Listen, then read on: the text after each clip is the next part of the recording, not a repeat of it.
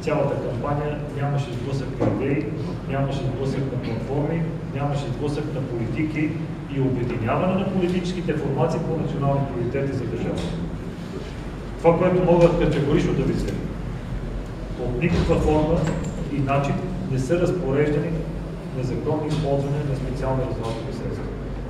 Аз като министър на вътрешните работи, разбира се, под висшето професионално ръководство на Министерството на вътрешните работи.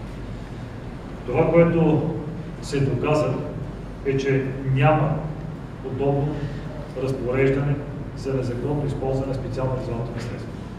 Това, което беше констатирано в тази проверка, е, че има някакви констатации, въз основа на които е образувано досъдебно производство спрямо бившите директори и сегашния директор на СДОТО, за да може действително да се направи прецизиране и експертизи, които ще бъдат назначени, ако не са вече и назначени, за да може действително да излезе самата истина. Уверявам ви, че това, което се случи, е само и единствено в услуга на организираната престъпност. Защото дали не си представяте, че може да се слуша всеки един, който си поискаш, а има определена процедура, която е законова. Това е искане от определена оперативна служба, било то в Министерството на отбраната, било то на вътрешните работи, било то на Държавната агенция за национална сигурност, било то за Националната разузнавателна служба. Минава през съдия и също така и прокурор може да иска.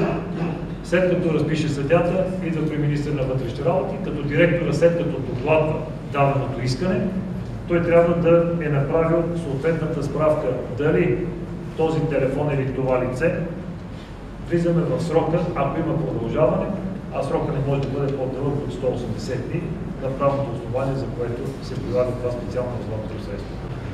Затова мога да ви кажа, че всичко това, което се направи, е само и единствено, за да може действително да се избягат актуалните теми. Успяхме да покажем един модел на взаимодействие, когато беше ситуацията в село Бисер. Трябва да ви кажа, че с координираните действия, вие видяхте, че с хеликоптерите на военните успяхме да спасиме изпаднало в беда семейство, а също така с военните успяхме да осигурим необходимото присъствие, за да можем действително да имаме адекватност при ликвидирането на последствията от това природно бедствие.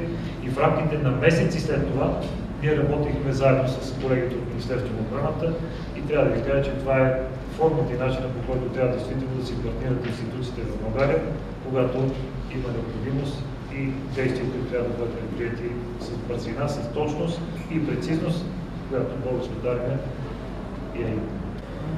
Знаете, че в момента най-важното беше в този 4-годишен мандат, който управляваше ГЕРБ, е действително да имаме финансова стабилност. Тази финансова стабилност, тя е да не излизаме извън дефицита, който знаете, че в цяла Европа се намалява постоянно.